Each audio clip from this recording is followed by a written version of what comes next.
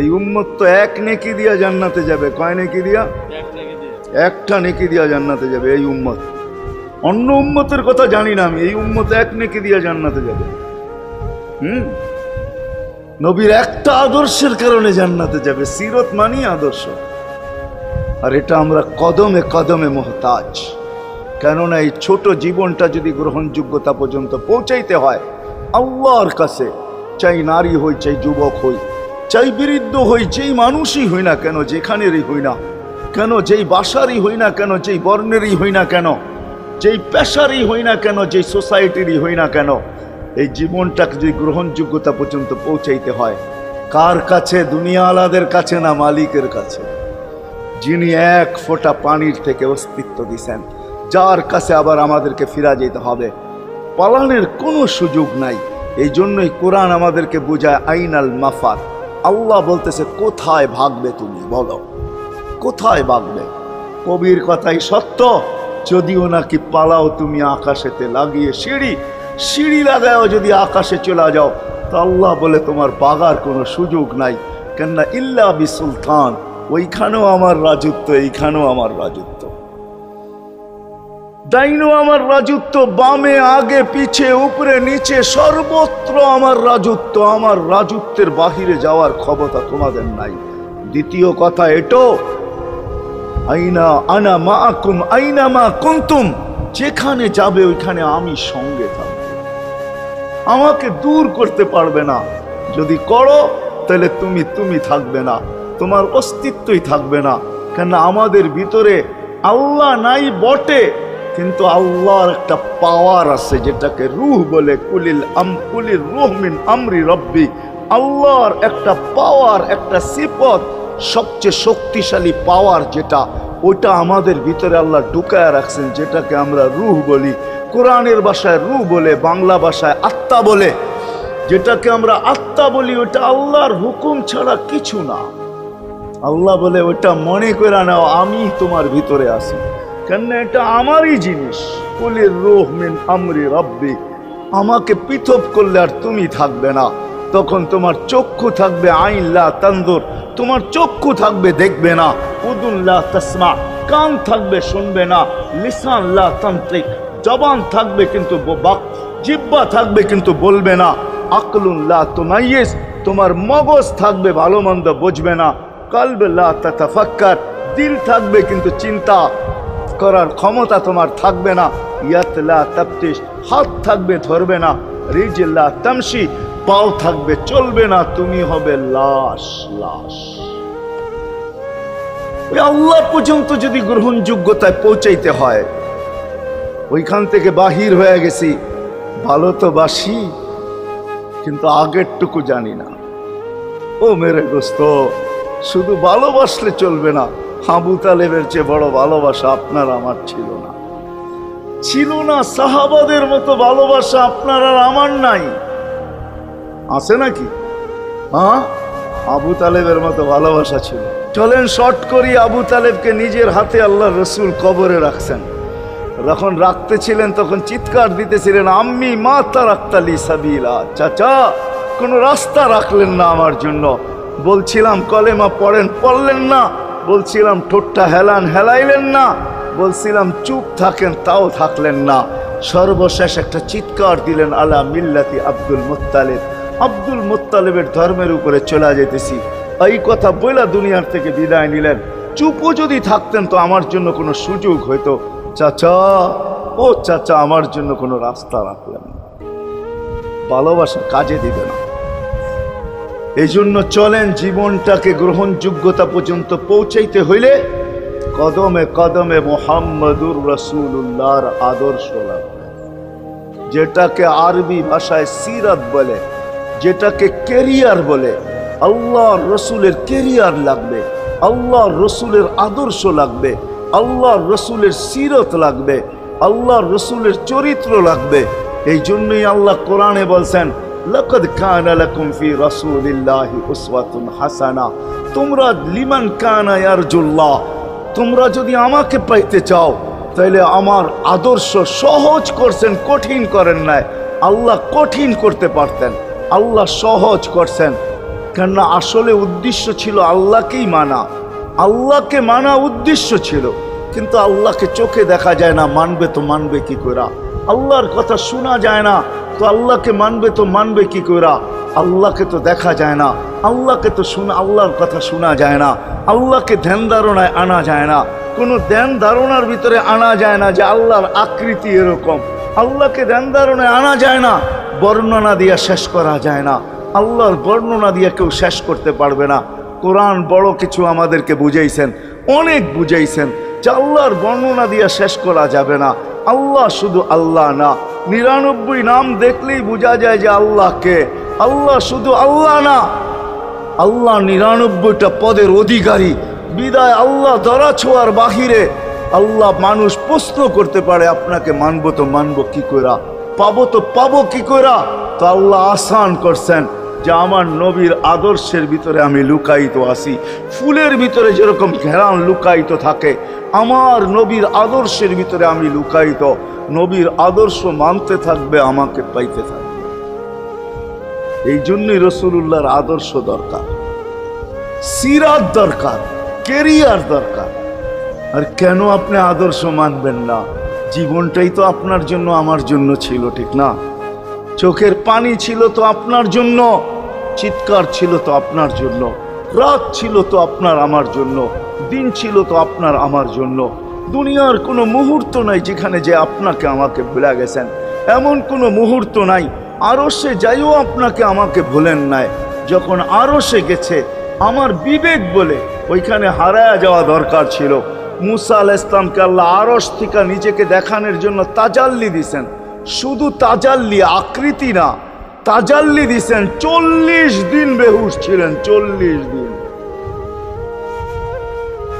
40 দিন। অথচ বন্ধু দুইজনে পাশাপাশি বসা, কাবা কাউসাইনি আও আদনা ফাদানা ফাতাদাল্লা ফাআওহা ইলা আবদিহি মা আওহা, পাশাপাশি বসা আছেন। তীর ধনুক থাকলে আপনাদেরকে আমি দেখাইতে পারতাম কতটুকু কাছে হয়েছিল। এরকম কাছে হারায় যাওয়া দরকার ছিল। আল্লাহ যখন জিজ্ঞাসা করছেন কি চাইতে আসছেন, আসআলুকা উম্মতি, এইখানে উম্মত চাবো না তো আর চাবো কি? এই সুযোগ পাবো আর পাবো কখন? এই টেবিলে উম্মত না উঠলে উঠবে কোথায়? এরকম কাছে হব তো হব কখন? এত কাছে পাবো তো পাবো কখন? এত কাছে হব তো হব কখন? এরকম পরিবেশ হবে তো হবে কখন? আপনি এরকম খুশি আবার হবেন তো হবেন কখন? আপনি আমাকে ডাইকা নিয়ে আসছেন, মেহমান বানায়া, আপনি মেজবান, উম্মত চাই। আল্লাহ জিজ্ঞাসা করছে এইখানে উম্মত? তো যুক্তি দিতেছে আনতা রব্বুল করিম আনান নবিয়্যুর রহিম কাইফা তুদাইয়ু হাদিল উম্মাহ বাইনাল কারীমি ওয়ার রহিম। শুরুতে আপনি, শেষে আমি। শুরুতে আপনি রব্বে করিম, শেষে আমি নবী রহিম। দুইয়ের মাঝে উম্মত জাহান্নামে চলে যাবে। আমি আমার মনকে বুঝাইতে পারবো না, আমি উম্মত চাই। আল্লাহ সান্ত্বনা দিতেছেন, কাসসামতুল কিয়ামাতা কিসমাইন, কিয়ামতকে 2 ভাগে ভাগ করছি। আমি জানি আপনি একাই চিৎকার দিবেন কিয়ামতের মাঠে উম্মতি উম্মতি বইলা, আর কেউ উম্মতকে স্মরণ করবে না। নবীরা তো মাকেও স্মরণ করবে না, বোনকেও স্মরণ করবে না, সবাই নাফসি নাফসি বলবে। আপনি উম্মতি বইলা চিৎকার দিবেন। বিদায় কিয়ামত আপনার আর আমার মাঝে ভাগ, আর কারো মাঝে না। সালতো তা সাফি তো সাফা, ওই দিন আপনি চাইতে থাকবেন, আমি দিতে থাকবো। আপনি সুপারিশ করবেন, আমি মঞ্জুর করতে থাকবো। লা ইউখজিকা ফি উম্মতিক, আপনার উম্মতের ব্যাপারে আপনাকে আমি লজ্জিত করব না। কোরআন আসছে আল্লাহর রাসূলের কাছে, অদ্দুহা ওয়াল লাইলি ইদা সাজা মা ওয়াদ্দাআকা রাব্বুকা ওয়া মা ক্বালা। এই সূরার ভিতরেই আছে সাউফা ইউতিকা রাব্বুকা ফাতারদা, আপনাকে আমি রাজি করে ছাড়বো। কোরআন যখন নাজেল হইতেন তো কি অবস্থা হইতো ওলামারা জানে। আল্লাহ রসুল ঘামতে থাকতেন, এতটুকু কষ্ট হইতো। কখনো কখনো বলতেন কাদার রু আইয়া খরুজ, মনে হয় আমার রুটা বাহির হয়ে চলে যাবে। ওই কষ্টের ভিতরে জিবরিল যখন সাউফা ইউতিকা রাব্বুকা ফাতারদা পড়তেছিল, ওইখানেই থামায়া দিছে, জিবরিল থামো। বলছে কেন? সূরা এখনো শেষ হয় নাই। বলছে থামো, আল্লাহ আমাকে রাজি করতে চাইতেছেন, আমি এই মুহূর্তেই আল্লাহর কাছে কিছু চাইতে চাইতেছি। বলছে তোমাকে সাক্ষী রেখা। বলছে কি চাবে? তো চিৎকার দিয়া বলতেছে ইলাহি লান আরদা, ইলাহি লান আরদা হাত্তা ইয়াকুনা ওয়াহিদ মিন উম্মতি ফিন নার। ও মাবুদ, ও এলাহি, ও আল্লাহ, এক উম্মত জাহান্নামে থাকা পর্যন্ত আপনার উপরে রাজি হব। আল্লাহ, এক উম্মত থাকা পর্যন্ত রাজি হব না। যে আরশে যায় বলে নাই, কিয়ামতের মাঠেও বলবে না। উম্মতি চিৎকার দিবে, হাসান হোসাইন দিবে না। হাসান হোসাইন কলিজার টুকরা ছিল, কোনো একদিনের কাহিনী। হাসান হোসাইন জিজ্ঞাসা করছে, নানা যান আপনি উত্তম না আমরা উত্তম? আল্লাহ রসুল সাদা সিধা জবাব দিছে, আমি উত্তম, আমি সাইয়্যিদুল আউয়ালিন ওয়াল আখিরিন, আনা সাইয়্যিদা উলদি আদম, লিওয়াউল হামদি বিয়াদি ইয়াউমাল কিয়ামা। হায় হায়, আল্লাহর জান্ডা কিয়ামতের দিন আমাদের নবীজির হাতে থাকবে। মাধবদীর মানুষ বোঝেন আমি যেটা বুঝাইতে চাইতেছি। ওই হাসান হুসাইনের খবর নিবেন না, নিবে উম্মতের খবর। জিজ্ঞাসা করছে, নানা যান আপনি উত্তম না আমরা? আল্লাহ রসুল বলছে, আমি উম্মত। দুইজনে হাসতে হাসতে কুটা কুটা। আল্লাহ রসুল বলছে, এত হাসো কেন? জবাব হয় নাই। মানি আমরা দুইজন উত্তম। কি কইরা তোমরা দুইজন উত্তম? প্রমাণ। আমাদের আম্মাজানকে চিনেন? তা আম্মার পরিচয় দিয়া বলতেছে, উম্মুকা লাইসা বিশাই, আমাদের আম্মার সামনে আপনার আম্মা কিছুই না। আমাদের আব্বাকে চিনেন? আব্বার পরিচয় দিয়া বলতেছে, আবুকা লাইসা বিশাই, আপনার আব্বা আমাদের আব্বার সামনে কিছুই না। আমাকে নানা জানরে চিনেন? চিনেন আমাদের নানা জানকে? আমাদের নানা জানের সামনে জাদ্দুকা লাইসা বিশাই, আপনার নানা জানের তো মানুষ নামই জানে না। অনেকে আছে এখানে আল্লাহ রসুলের নানার নাম জানে না। জানেন? জানে না। আপনার নানার নামই মানুষ জানে না। আমাকে নানা জানকে চিনেন? তো দুইজনকে উঠায়া কোলে নিয়ে চুমা খাইতেছেন আর বলতেছেন, তোমরাই উত্তম, মাইনা নিলাম। হায় হায়, ও মাধবদীর মানুষ যে কিয়ামতের মাঠে বলবেন, যে দুনিয়ার থেকে যখন বিদায় নিতেছিলেন, হায় হায়, মালাকুল মউত যখন অনুমতি চাইতেছিলেন, বুকে হাত রাখবো কি রাখবো না, তো বলছে অনুমতি দিব। আইনা আখি জিবরিল, আমার ভাই জিবরিল কোথায়? তো বলছে, দেখা আসছি ফি সামাইল উলা, প্রথম আকাশে। একটু পরে উনি সালাম দিয়া ঢুকছেন, ওনার চোখে পানি ছিল। তো বলছে, আপনি কাঁদেন কেন? বলে, আজকেই এলপিআরে চলে যাব, আর কোনোদিন ওহির বাহক হয়ে জমিনে আসবো না। আপনার পরে কোনো নবী নাই, কোনো রসুল নাই, আমারও ওহির কাজ শেষ। ওহির সুবাদে কখনো কখনো নৈকট্যময় জায়গায় চলে যেতাম, আজ থেকে আর যাওয়া হবে না। আমার চোখে পানি। দীর্ঘ ১.৫ লক্ষ নবী, ৩১৩ জন রসুলের কাছে আমি নিয়ে আসছি। আজকে শেষ দিন, এই জন্য চোখে পানি। তো উনি উল্টা প্রশ্ন করছেন, আপনার চোখে পানি কেন? জিবরিল মালাকুল মউত দাঁড়ায় আছে, অনুমতি চাইতেছে বুকে হাত দেওয়ার জন্য। এখনো এক প্রশ্ন বাকি। বলছে, সেটা কি? বলে, ফামান লিবাদিলি উম্মতি। অথচ ৯ ঘরে চুলা জ্বালানোর মতো তেল ছিল না।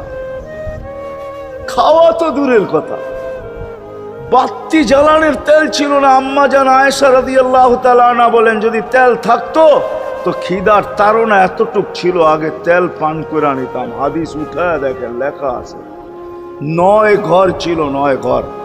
হাসান হোসাইন ক্ষুধার্ত ছিল, আলী ফাতেমা ক্ষুধার্ত। কারো জন্য কোনো চিন্তা নাই যে আমার পরে আমার ৯ ফ্যামিলির কি হবে, হাসানের কি হবে, হোসাইনের কি হবে, আলীর কি হবে, ফাতেমার কি হবে।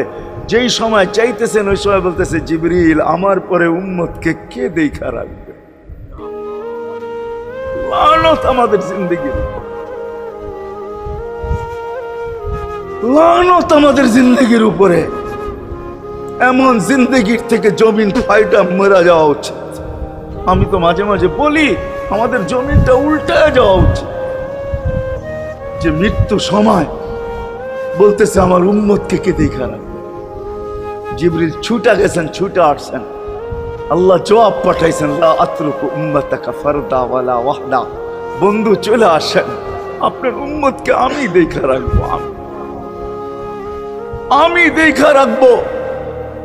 হায় হায়, সবাইকে সালাম দিছেন একবার বা দুইবার, সবার দুরুদ পড়ছেন তো আল্লাহ একবার বা দুইবার, সালাম পড়ছেন কোন নবী রসুলের উপরে একবার কি দুইবার।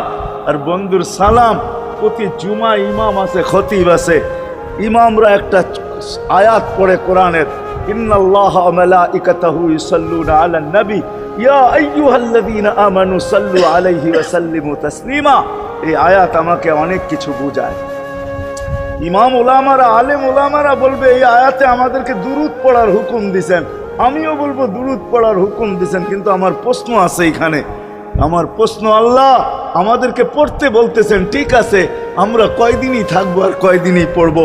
একদিন তো আমরা মারা যাব, তো আপনার বন্ধুর উপরে দুরূদ কে পড়বে? আল্লাহ বলে, বেওকুফ, দেখোস না ফেরেশতাদের নাম নিছি, ফেরেশতারা পড়বে। আমি যদি আল্লাহকে উল্টা প্রশ্ন করি, একদিন তো ফেরেশতাও থাকবে না, মালাকুল মউত মারা যাবে। আপনি আরশের নিচে লিখেই রাখছেন, ইন্নী কাতাবতুল মাউত আলা মান তাহতা আরশি আল্লাযী হাইলা ইয়ামুত ফাহুয়া ফাওকা আরশি। আমার আরশের উপরে যে সে চিরঞ্জীব, যে নিচে আছে, তাকে মৃত্যুর স্বাদ পান করতে হবে। একদিন তো ফেরেশতা মরে যাবে, আমাদের নবীজির উপরে দুরূদ কে পড়বে?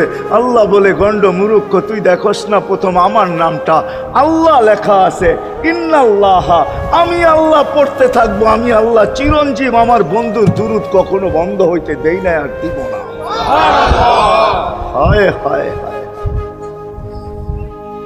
হায় হায়, ওই রসুল। আল্লাহ বলে, উম্মতকে আমি দেখা রাখবো। জিবরিল বলতেছে, ইন্নাল্লাহা ইয়ান্তাযিরুক, আল্লাহ আপনার অপেক্ষা করতেছে। উর্দু জগতে খুশির বন্যা বইতেছে। কেন? সব নাচতেছে উর্দু জগতে, এমনকি আরশ পর্যন্ত ঝুমতেছে। হাবিব ইউসিলুল হাবিব, আজকে বন্ধু বন্ধুর কাছে চিরদিনের জন্য চলে আসবে। খুশির বন্যা চলতেছে, অনুমতি দেন না। আল্লাহ উম্মতকে দেখা রাখবে যে মরার সময় চোখে পানি তো আমাদের জন্য পানি। চলেন শেষটা শুনায়া দিয়া শেষ করতেছি।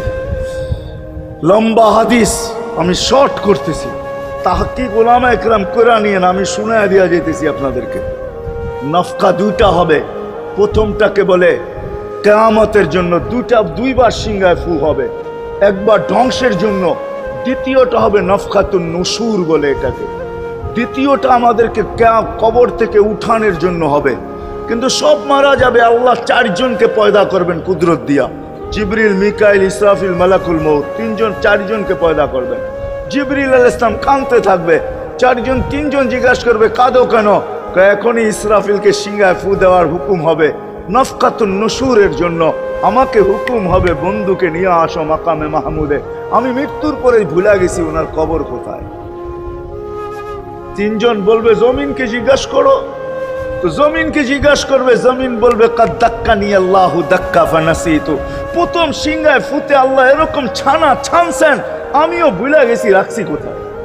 অনেক সময় হয় জিনিস যাবে খুঁজতেছে সারা ঘরে, ঠিক না? হয় না? হয় না? হ্যাঁ, জিনিস জ্যাবের ভিতরে, পকেটের ভিতরে, কিন্তু খুঁজতেছে সারা ঘরে খুঁজতেছে।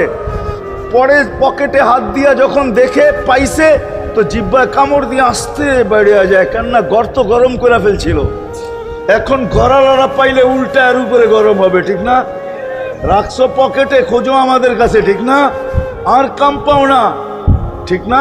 এখন এর উপরে চড়াই হবে। জমিন বলে, আমিও ভুলে গেছি। ওই দিন আল্লাহ রসুলের কবর থেকে নূর বাহির হবে, নূর নূর নূর নূর, হাত্তা ইয়াসাদ আরশার রহমান, আল্লাহর আরশ পর্যন্ত পৌঁছবে। হুকুম হবে, নিয়ে আসো। আসবে জিবরিল আলাইহিস সালাম, মারবে পর, চিনা মারবে পর, আর বলবে, কুম ইয়া হাবিবার রহমান, আল্লাহর বন্ধু ওঠেন। ও মাধবদীর মানুষ, আপনার আমার হাবিব, আপনার আমার রসুল, যার আদর্শ আমাদের কদমে কদমে প্রয়োজন নিজের এই জীবনটাকে গ্রহণযোগ্যতা পর্যন্ত পৌঁছানোর জন্য, উনি কবর থেকে উঠবে। ওয়াহুয়া ইয়াবকি ওয়া ইয়াকুল, কাঁদতে কাঁদতে উঠবেন আর বলতে বলতে উঠবেন, জিবরিল আইনা উম্মতি, আমার উম্মত কোথায়? হায় হায় হায়। আসেন আজকে এই সিরত কনফারেন্স থেকে আমি তো আপনাদেরকে বুঝাইতেছি, আমার মন চায় জিনদেরকেও বুঝাই, ওদেরকে পাইলে ওদেরকে পায়ে ধরা বুঝাইতাম। জিন ইনসানকে বলতেছি, আসেন আজকে এই মজমার থেকে নবীর আদর্শ শিখেন। নবী আল্লাহ পাওয়া শুধু নবীর আদর্শের ভিতরে। এই জন্য আল্লাহ বলছে, লাকাদ কানা লাকুম ফি রাসূলিল্লাহি উসওয়াতুন হাসানাহ লিমান কানা ইয়ারজুল্লাহ, যে আল্লাহ পাইতে চায়। বল, আগের আয়াত কি? বল, ইয়াউমিল আখিরা, আর যে আখিরাত পাইতে চায়, আখিরাতের বাদশাহী যে চায়, যে আল্লাহকে পাইতে চায়, আখিরাতের বাদশাহী পাইতে চায়, দুনিয়া 60-70 বছরে এখানে পাইলো যেমন, না পাইলো তেমনই। যে পাইছে তার জন্য সূর্যের গতি যতটুকু, ঋতু তার জন্য যেমন, ঘড়ির কাঁটা তার জন্য যেমন, যে পায় না তার জন্য সমানই। এখানের জীবন কাটা যাবে। বিদায় আসেন আজকে এই মজলিস থেকে প্রতিজ্ঞাবদ্ধ হই যে নবীর আদর্শের উপরে উঠব।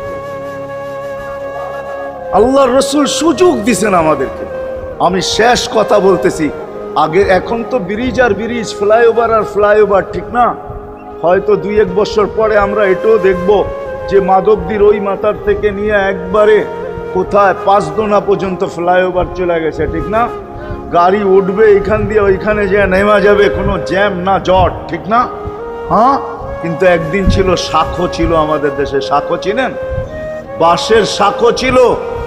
আল্লাহর রাসূল বুঝাইতে চাইতেছে একটা সময় আসবে আমার উম্মত, বাঁশের শাখো, কেউ যদি বাঁশের শাখো থেকে স্লিপ খায় বা গাছে উঠা যদি গাছের থেকে পড়ে যেতে চায়, তো ডাল দইরা যেরকম লটকায়া থাকে, শাখর থেকে পড়তে যায় শাখর উপরের বাঁশ দইরা যেরকম লটকায়া থাকে, আল্লাহর রাসূল আমাদেরকে সুযোগ দিছেন একটা সময় আসবে উম্মত আমার, একটা সুন্নত ধরেও যদি মউত পর্যন্ত লটকায়া থাকতে পারো তাইলে তোমাকে 100 শহীদের সওয়াব দেওয়া হবে।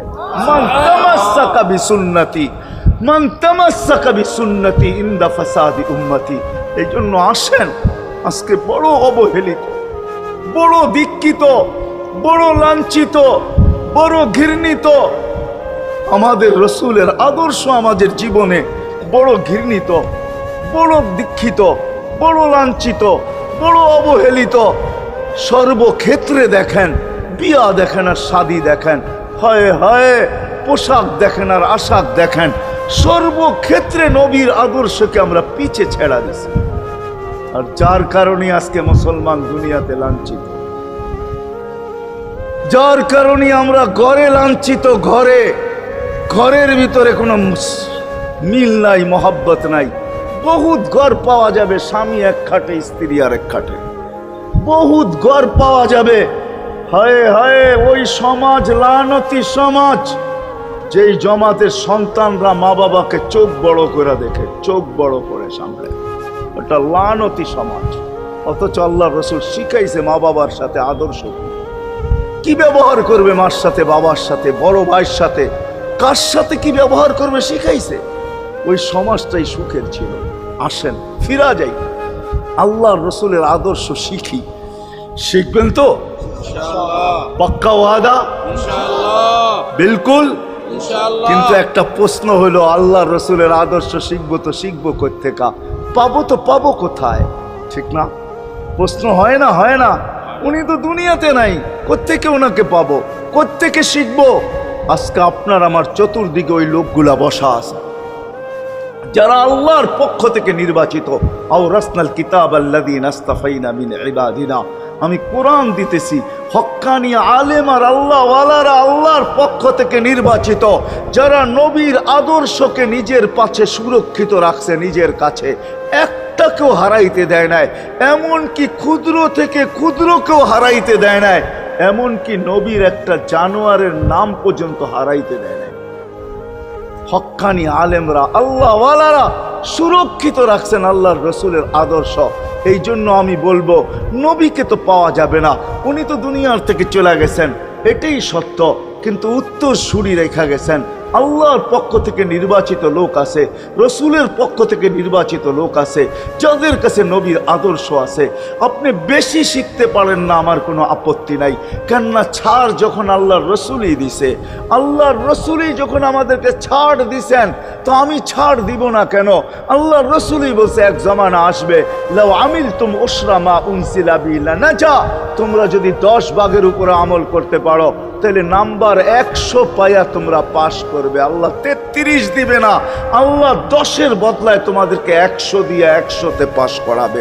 আর সর্বশেষ তো এটাও বলছেন যে আমার একটা সুন্নতকে ধরে রাখো, এক শহীদের সওয়াবই জান্নাত যাওয়ার জন্য যথেষ্ট। জান্নাত যাওয়ার জন্য তো একজন দেওয়া হবে, 99 শহীদের সওয়াব তোমাকে পুরস্কার হিসাবে দেওয়া হবে, কেননা তুমি একটা সুন্নতকে ধরিয়ে লটকায় আছে।